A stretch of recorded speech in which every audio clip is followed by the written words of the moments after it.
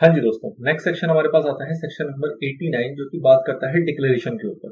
Declaration किस चीज का? बेनिफिशियल इंटरेस्ट का इन एनी शेयर, उसके ऊपर डिक्लेरेशन के ऊपर एक बड़ा अच्छा कॉन्सेप्ट है सेक्शन नंबर 89 के अंदर। अब इसको समझने से पहले आपको ना दो टर्म समझने होंगे।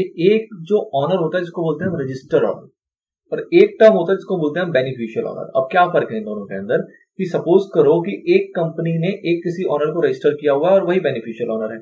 अब वो जो रजिस्टर या बेनिफिशियल ऑनर है वो अपने शेयर्स को ट्रांसफर कर देता है दूसरे किसी, ठीक है।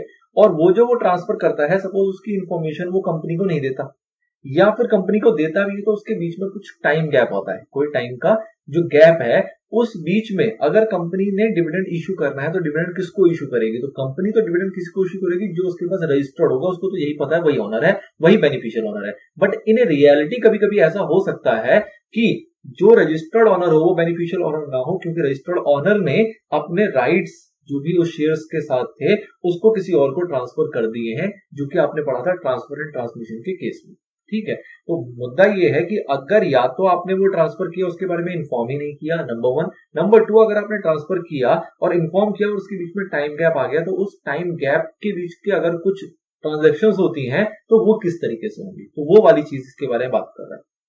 अब ये सेक्शन बेसिकली क्या कहता है? वो कहता है कि भैया या तो आप रजिस्टर्ड ऑनर होगे, बेनिफिशियल ऑनर नहीं होगे, या तो आप बेनिफिशियल ऑनर होगे, रजिस्टर्ड ऑनर नहीं होगे। अगर कोई एक ही व्यक्ति बेनिफिशियल ऑनर भी है, वही रजिस्टर्ड ऑनर भी है, फिर तो कोई दिक्कत ही नहीं है, तो उसके ऊपर ये सेक्शन की जरूरत ही नहीं है। बट ये कहा गया है कि अगर कोई व्यक्ति ऐसा है जो रजिस्टर्ड ऑनर तो है लेकिन वो बेनिफिशियल ऑनर नहीं है, मतलब वो शेयर ट्रांसफर कर चुका है, या फिर कोई बेनिफिशियल ऑनर है मतलब जिसने शेयर ट्रांसफर कर लिया है लेकिन वो रजिस्टर्ड ऑनर नहीं है, मतलब कि कंपनी को इसके बारे में इंफॉर्मेशन नहीं पहुंची अभी तक, या फिर पहुंची भी तो लेट पहुंची, उसके बीच में कोई भी टाइम गैप है। तो इस सिनेरियो के अंदर उनसे कहा गया कि भैया तुम ऐसा करो, एक डिक्लेरेशन दे दो हमें। कौन देगा डिक्लेरेशन? या तो रजिस्टर्ड नॉट बेनिफिशियल ओनर या फिर beneficial owner not registered owner, दोनों में से जो चाहे वो डिक्लेरेशन दे दे। जब भी ये घटना घटती है तो फटाफट से कंपनी को डिक्लेरेशन दे दो। क्यों? क्योंकि कंपनी को अगर आप डिक्लेरेशन दे दोगे तो कंपनी को सपोज उसके बाद कोई डिविडेंड देना है तो वो बेनिफिशियल ओनर को दे देगी बेस्ड अपॉन दैट डिक्लेरेशन की भैया डिक्लेरेशन आ गया था, ठीक है। एक्चुअल में इसको एग्जीक्यूट करने में टाइम लगेगा, बट फिलहाल डिविडेंड देना है तो बेनिफिशियल ओनर को देना चाहिए क्योंकि राइट तो ऑब्वियसली ट्रांसफर हो चुके हैं। या फिर कोई वोटिंग वगैरह लेनी है तो बेनिफिशियल ओनर से लेनी चाहिए क्योंकि उसके पास बेनिफिशियल इंटरेस्ट है। तो जो बेनिफिशियल इंटरेस्ट जिसके पास होगा ऑब्वियसली बात है रियल में मालिक तो वही है। तो इस टाइप की एक्टिविटी के अंदर कंपनी डिसीजन ले पाएगी अगर उसके पास डिक्लेरेशन आ जाएगा तो। सिंपल सी बात समझ में आती है। अगर डिक्लेरेशन नहीं आता कंपनी के पास तो कंपनी क्या करे? तो कंपनी तो भैया जो उसके पास रिकॉर्ड में होगा रजिस्टर्ड ऑनर उसी को वो डिविडेंड दे देगी, उसी से वो वोट ले लेगी, या फिर जो भी राइट्स अटैच्ड होंगे उस शेयर्स के साथ वो सारे राइट्स किसको मिलेंगे? उसी रजिस्टर्ड ऑनर को मिलेंगे, इन केस अगर डिक्लेरेशन नहीं आता तो, ठीक है। अब ये इंटीमेशन के ऊपर क्या बात की गई कि या तो जो सबसेक्शन 1 वाला बंदा है वो इंटीमेट करेगा, सबसेक्शन 2 वाला इंटीमेट करेगा, और वो इंटीमेशन के बाद जो कंपनी है वो उस डिक्लेरेशन को क्या करेगी? आगे फर्दर बढ़ाएगी किसके पास? आरओसी के पास, ठीक है। तीनों सिनेरियो में टाइम लिमिट है 30 दिन का। अब फटाफट से इसको देख लेते हैं। 89 सेक्शन है जिसको गवर्न करता है हमारा रूल नंबर 9। तो बेसिकली तीन चीज बताई गई है क्या? कि पर्सन होल्डिंग बेनिफिशियल इंटरेस्ट, जिसके पास बेनिफिशियल इंटरेस्ट है लेकिन वो रजिस्टर्ड ऑनर नहीं है, मेंबर है, मतलब मेंबर का मतलब वो रजिस्टर्ड है but not holding beneficial interest in the company 89(1) के अंदर, या फिर कोई और चेंज हो जाता है बेनिफिशियल इंटरेस्ट के अंदर, तो ये सब्सिडरी बेसिकली एक कह सकते हो खाली स्थान एक तरीके से। इन तीनों सिनेरियो के अंदर क्या होगा? Shall file declaration to the company of beneficial interest कितने दिन के अंदर? 30 दिन के अंदर, और कंपनी क्या करेगी? अगले 30 दिन के अंदर आरओसी को ये डिक्लेरेशन पहुंचा देगी, बात खत्म हो जाएगी। तो ये पूरा सिनेरियो जो इसके अंदर आएगा इन डिटेल।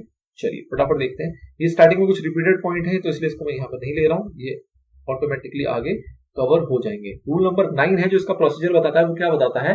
कोई भी एक पर्सन जिसका नाम एंटर्ड है रजिस्टर्ड में, सिंपली कह सकते हैं रजिस्टर्ड ऑनर है, और लेकिन उसके पास बेनिफिशियल इंटरेस्ट नहीं है, मतलब वो बेनिफिशियल ऑनर नहीं है, तो उस केस में क्या करना पड़ेगा? उसको एक डिक्लेरेशन फाइल करनी पड़ेगी कंपनी को। कौन से फॉर्म में? एमजीटी 4 के फॉर्म में। कितने दिनों के अंदर? 30 दिनों के अंदर अंदर एक डिक्लेरेशन फाइल कर देनी है कि जी ये सिनेरियो है, मैंने बेनिफिशियल इंटरेस्ट जो था वो ट्रांसफर कर दिया है किसी और को।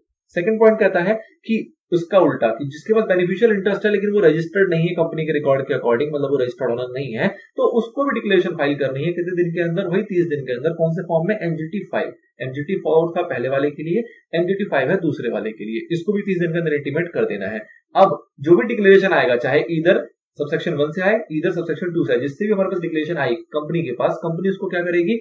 फाइल करेगी आरओसी को कितने दिन के अंदर? 30 दिन के अंदर। तो कंपनी को डिक्लेरेशन आने के 30 दिन के अंदर अंदर उस डिक्लेरेशन को फाइल कर देना है, जिसके लिए फॉर्म यूज करेगी MGT 6। तो 3 फॉर्म आ गए आपके। MGT 3 तक आपने पहले देख लिया था, 4, 5, 6 आपके यहाँ पे कवर हो जाते हैं। तो 3 फॉर्म है, इन तीनों फॉर्म के अंदर डिक्लेरेशन जाएगी। किसके ऊपर ये डिक्लेरेशन का कंडीशन नहीं लगता? तो कोई भी ऐसा ट्रस्ट क्रिएट किया गया है जो कि म्यूचुअल फंड या फिर वेंचर कैपिटल फंड के अंदर काम करता है और उसका अप्रूवल उसको मिला हुआ है सेबी से, तो उसके ऊपर ये सेक्शन बेसिकली एप्लीकेबल ही नहीं होता उस टाइप की कंपनीज के ऊपर, उस टाइप की ट्रस्ट के ऊपर। फिर एक बात आती है यहाँ पे कि सपोज करो कि बेनिफिशियल ओनर है जिसके पास बेनिफिशियल इंटरेस्ट था, उसने डिक्लेरेशन नहीं दिया। अब डिक्लेरेशन नहीं दिया तो कल को अगर कंपनी किसी और को डिविडेंड दे दे, कल को अगर कंपनी कोई राइट रजिस्टर्ड ओनर को दे दे, तो उस केस में क्या वो कोई राइट अगेंस्ट कर सकता है कि वो क्या कंपनी के अगेंस्ट कोई भी एक्शन ले सकता है कि भैया मैं बेनिफिशियल इंटरेस्ट था, तुमने मेरे को क्यों नहीं राइट दिया, मेरे को क्यों नहीं डिविडेंड दिया, या जो भी शेयर्स के साथ अटैच चीजें थी वो सारी मुझे क्यों नहीं मिली, क्योंकि एक्चुअली तो मेरे पास बेनिफिशियल इंटरेस्ट है, मैं बेनिफिशियल ओनर हूं।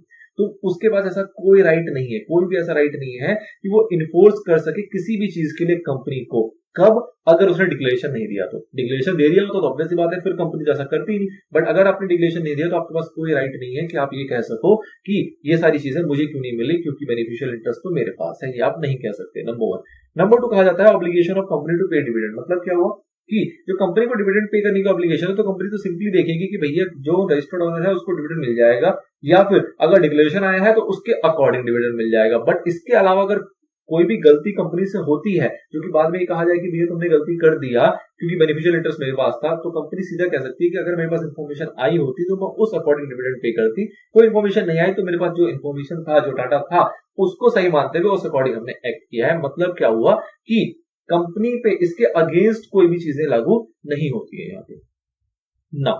बेनिफिशियल इंटरेस्ट को एक जनरली डिस्क्राइब कर दिया गया कि बेनिफिशियल इंटरेस्ट का बेसिकली मतलब क्या है। तो किसी भी शेयर्स के अंदर बेनिफिशियल इंटरेस्ट होने का मतलब क्या होता है कि डायरेक्टली इनडायरेक्टली किसी भी एग्रीमेंट या किसी भी तरीके से अगर किसी के पास शेयर्स हैं जिसमें कि कुछ राइट्स अटैच्ड हैं, राइट्स के इन फॉर्म आप डिफरेंशियल वोटिंग राइट कह सकते हो, रिडेम्पशन राइट्स हो सकते हैं, रिडेम्पशन मतलब बायबैक के राइट हो सकते हैं, बोनस राइट्स होते हैं। द थिंग इज कि जो भी शेयर से अटैच जितनी भी राइट्स होती है वो जिसके पास है वो बेनिफिशियल इंटरेस्ट कहलाता है। और उसके बाद कहते हैं कि जिसको पार्टिसिपेट करने का या डिविडेंड रिसीव करने का राइट है तो वो आपका बेनिफिशियल इंटरेस्ट कहलाता है। तो इस 2 पार्ट में क्लासिफाई इसको किया गया है, जो कि यूज होगा इस सेक्शन में भी, और इसका अगला सेक्शन आएगा सेक्शन नंबर 90, वहां पे भी बेनिफिशियल इंटरेस्ट का टर्म यूज होता है। तो उस टर्म को डिस्क्राइब कर दिया गया कि बेनिफिशियल इंटरेस्ट का मतलब क्या है कि वो सारे इंटरेस्ट जो कि मतलब किसी शेयर्स के साथ कोई राइट्स अटैच होते हैं, वो इंटरेस्ट जिसके पास है वो बेनिफिशियल इंटरेस्ट है, और किसी के पास पार्टिसिपेट या डिविडेंड रिसीव करने का राइट है तो वो आपका बेनिफिशियल इंटरेस्ट में कवर हो जाता है। अगर आप फॉलो नहीं करते तो क्या होगा? ऑब्वियसली बात है पेनल्टी लगेगी। अगर आप इस एक्ट को फॉलो, इस सेक्शन को फॉलो नहीं करते हो तो पेनल्टी लगेगी। पेनल्टी के 2 पॉइंट है आपके 89(5) और 89(7). जो सबसेक्शन 5 है वो बात करता है ऑफिसर इन डिफॉल्ट, मतलब पर्सन इन डिफॉल्ट। ऑफिसर तो नहीं बोलेंगे, person in default. Person in default कौन हो सकता है? 89(1) वाला, 89(2) वाला, मतलब registered but not beneficial interest और beneficial interest but not registered. दोनों लोग पर्सन इन डिफॉल्ट हो सकते हैं जिनको भी डिक्लेरेशन देने की आवश्यकता थी। तो अगर उन्होंने डिफॉल्ट कर दिया तो उसके ऊपर ऑब्वियसली बात है पेनल्टी लगेगी, जो कि मैक्सिमम हो सकती है कितनी? 50,000 सॉरी 50,000 तक मैक्सिमम पेनल्टी हो सकती है। मिनिमम कुछ प्रिस्क्राइब नहीं है, मिनिमम आप 100, 200, 500 जो भी लेना चाहो, डिपेंडिंग अबाउट कि उनके क्या सिनेरियो रहे हैं, क्या एक्चुअल में सिचुएशन रहा है। और अगर ये डिफॉल्ट है आपका कॉन्टिन्यू नेचर का तो उसके अंदर 1,000 रुपए पर डे के हिसाब से भी पेनल्टी एडिशनल लगेगी।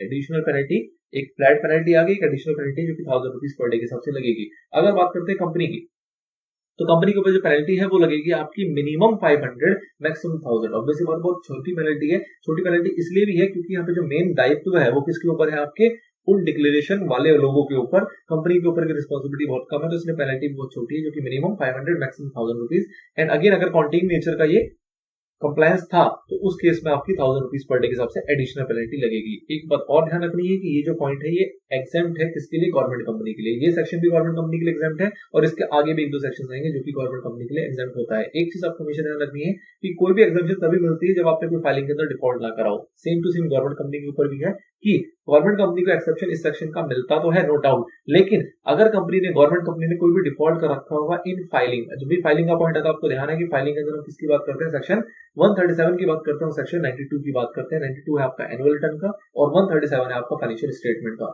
इन दोनों के अंदर अगर कोई भी डिफॉल्ट आपने कर रखा है तो उस केस में आपको एक्सेप्शन नहीं मिलती। मतलब अगर आपको ये एक्सेप्शन चाहिए तो आपको ये दोनों कंप्लायंसेस टाइम पे करने पड़ेंगे, 137 और सेक्शन 92 वाले।